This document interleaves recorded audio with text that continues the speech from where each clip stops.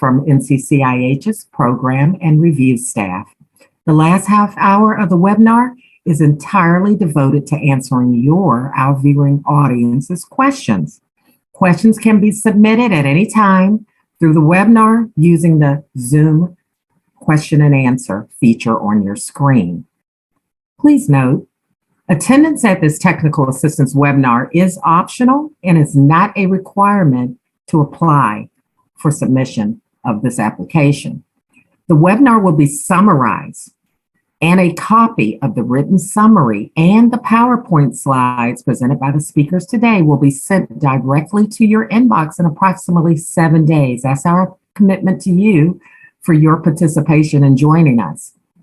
So please feel free to sit back and listen to the speakers and anticipate the full volume of the information coming to you later, but jot down your questions during the presentation so that we can go right into the Q&A.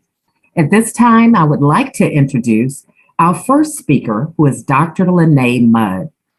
Dr. Mudd is a program director in the Division of Extramural Research at NCCIH. She also serves as training officer for our center, and just last week did a content-rich, highly engaging 2-day workshop for trainees, fellows, and their mentees. Her grant portfolio centers on clinical studies of movement, meditation, including yoga, Tai Chi, and Qigong. Following Dr. Mudd, our next speaker is Dr. Jessica McClellan. Dr. McClellan is a scientific review officer, an SRO, in NCCIH's Office of Scientific Review, and the review officer assigned to this particular opportunity. In this capacity, she organizes special emphasis panels for applications submitted in response to funding opportunities announcements led by NCCIH. So without further ado, I'll turn it over to Dr. Mudd. Thank you, Anita, for that great introduction. I'm really pleased to join all of you today to go over the technical assistance webinar for the REACH Resource Centers. I will be providing an overview of some of the background and rationale for why we developed this RFA, as well as some of the details about applying to the RFA. And then I'll be handing things over to my colleague, Jessica, to provide the review perspective and then move into the question and answer period. So for those who are not aware, NCCIH updated our strategic plan last year in 2021. And you can see our 3 scientific objectives on this screen: to advance fundamental science and methods development, to advance research on whole person health, and to foster health promotion, restoration, resilience, disease prevention, and symptom management. And the REACH Resource Centers are specifically geared to support clinician scientists interested in research on that symptom management priority within our strategic plan. Underneath these scientific objectives, we have 2 cross-cutting objectives: to enhance the research workforce and to disseminate objective and evidence-based information. Within enhancing the research workforce, we have 2 primary strategies that we're focused on. The first is to support research training and career development opportunities to increase diversity and number of well-trained scientists conducting research aligned with NCCIH priorities. And within this strategy, we have a specific focus on clinician scientists. The second strategy is to foster interdisciplinary collaborations at both the individual level as well as institutional levels. And again, this REACH RFA is specifically centered around fostering these interdisciplinary collaborations at the institutional level. In addition to our strategic plan, we also convened an advisory council working group in 2015 to specifically consider research training and career development for individuals trained in both science and clinical practice. We have been using this report to guide the development of new programs to better support the clinician scientist pathway. The REACH initiative specifically addresses 2 of the 6 primary recommendations, which are listed here. The first, to continue to support a variety of career paths to the goal of clinician scientist, and to develop innovative approaches to support research training for clinicians with complementary integrative health degrees. And the second, to develop programs to support the host environments at all types of institutions involved in research training in complementary and integrative health, and to incentivize these institutions to reward teams of scientists and clinicians. Now, when we were thinking about building institutional partnerships to be responsive to these recommendations, we really thought about developing these REACH resource centers to foster partnerships between research-intensive institutions and accredited clinical institutions in the complementary and integrative health professions in order to combine the strengths of both of these types of environments and also address some of the weaknesses. So for example, research-intensive institutions have strengths including their research infrastructure and environment, grantsmanship courses and research training, access to interdisciplinary networks, and PIs with a history of NIH funding who know how to navigate NIH funding opportunities. However, they really often lack a strong presence of clinician scientists who've been trained in complementary and integrative health disciplines. In contrast, these types of individuals who have this type of training are often located at complementary and integrative health clinical institutions, and their clinical training can really inform research questions that are relevant to NCCIH priorities. The clinical complementary integrative health institutions also have strong clinical training environments that can contribute to knowledge generation. However, these institutions often lack the research infrastructure and environment, et cetera, that the research-intensive institutions have. So the goal for the REACH resource centers is really to combine the strengths of both of these types of institutions and foster collaboration that will really help us at NCCIH better support the clinician scientist career pathway.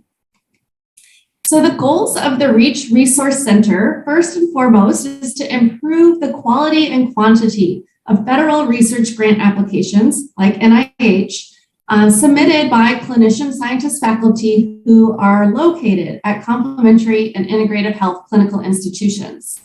We also want to see that the REACH resource centers aid the formation of multi and interdisciplinary partnerships across the partnering institutions, that they help to enhance the research environment at the partnering clinical institutions to expose more students to research, and overall to support a pipeline for clinician scientists to gain expertise in clinical science and pursue research careers at the partnering clinical institutions.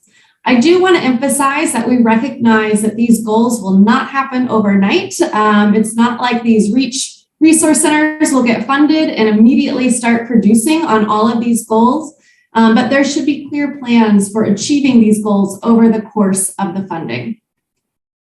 So this is the structure of the REACH Resource Center, where the REACH Center is kind of located in the center. And initially, there are 3 clinical schools that are partnered with the REACH Center with plans to expand to more. And we really view the REACH Center as a scientific hub that will be fostering institutional partnerships across all of the clinical institutions that it's partnering with. The REACH Center should be providing resources to support research activities as well as research training for faculty who work at their partnering clinical schools. And these resources should provide support for clinical research that is aligned with NCCIH strategic priorities for symptom management. So what are these virtual resources? Well, these are activities that support development, submission, management of federal research grant applications, and specifically support investigators who are interested in pursuing clinical research aligned with our priorities for symptom management. So clinical research is human subjects research, including observational designs, epidemiological, clinical mechanistic studies, qualitative and mixed method studies, and intervention development and testing studies. Really, these resources are any activity that provides research and technical capabilities and expertise to individuals at the partnering institutions. Now, a couple things to keep in mind when thinking about the resources that the REACH applicants propose. They need to provide a strong rationale for what resources they're proposing that are based on the needs of their partnering clinical institutions. And they also need to demonstrate their ability to provide expertise for the resources that they propose. Within the RFA, we have detailed 5 different resource categories that REACH centers can consider providing. The first is administrative support, which is focused on supporting administrative and technical aspects of the whole life cycle of proposal development through submission, through award management, and closeout.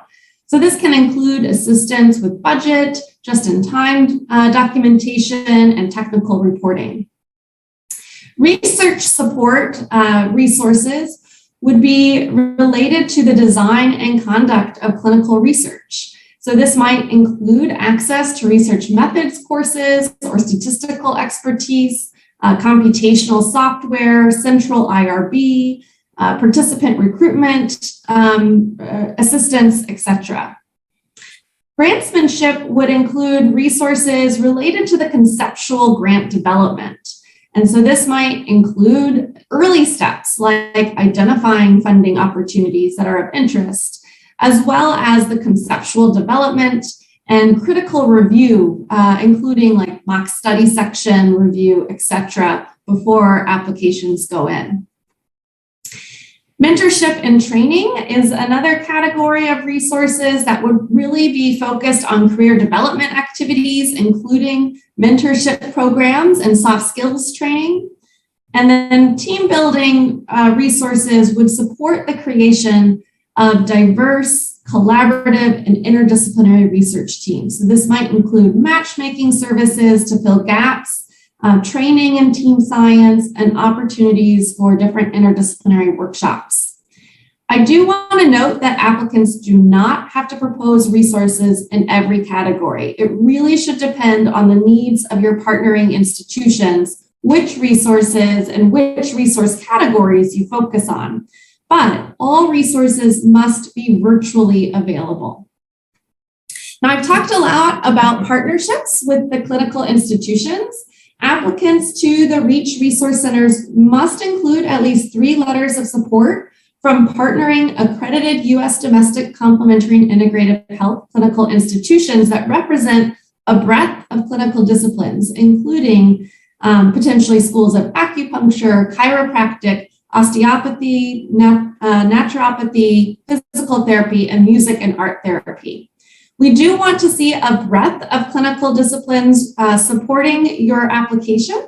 And so it would not be responsive to include 3 letters from just schools of acupuncture, but if you had 2 letters from 2 different schools of acupuncture and 1 letter from a school of physical therapy, for example, that would be acceptable. The partnering institutions must demonstrate within their letter their willingness to engage with the REACH Center and must also commit to in-kind support to provide at least 20% protected time for faculty to participate in REACH activities. We really want to see that there is this level of buy-in from the partnering institutions to really engage with the REACH Center activities. And the application must also provide plans for how to expand to additional clinical school partnerships over time. In addition, we are also asking all applicants to include a plan for enhancing diverse perspectives, or PEDP. So as described in the Notice of NIH Interest in Diversity, we know that the research shows that diverse teams working together and capitalizing on innovative ideas and distinct perspectives outperform homogeneous teams.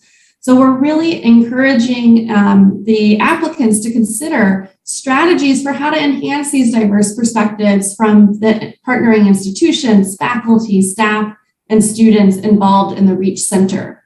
So you must include a 1-page summary of these strategies and how you're going to expand inclusivity. And you can think about diversity in terms of institutional and organizational diversity, geographic and regional diversity, as well as diversity from inclusion of women and individuals from groups who are typically underrepresented in the scientific workforce. The plan must include monitoring activities and benchmarks to assess progress, and this will be assessed as part of peer review as well as programmatic review in terms of funding decisions. Now, the budget has been set at $750,000 direct cost per year and should reflect the needs of the proposed center. Administrative and research support costs can be directly charged, but they must be integral to the project and not costs that are also recovered as indirects. There can also be plans for overall financial support of resources that include fees for service if they are well justified. And we do intend to commit $2.5 million in FY23 to support up to 2 awards. However, the number of awards is contingent upon NIH appropriations and the submission of a sufficient number of meritorious applications. The maximum project period is set at 5 years. Now, this is the final thing I want to go over before sending this over to Jessica, that this is a U mechanism, which is a cooperative agreement. And this is a support mechanism we use when we feel there's going to be substantial federal, scientific, or programmatic involvement. So what does that mean? Basically, it means that after award, NCCIH would assign additional program staff to assist, guide, and coordinate and participate in project activities. And the specific roles and responsibilities of NIH staff are outlined very specifically within the RFA. If you look towards the end of the RFA, you'll see roles and responsibilities for the PI as well as for NIH. And this is really meant to be assistance and a help to the individual awardees post-award. So with that, Jessica, I'm going to stop share and let you take over.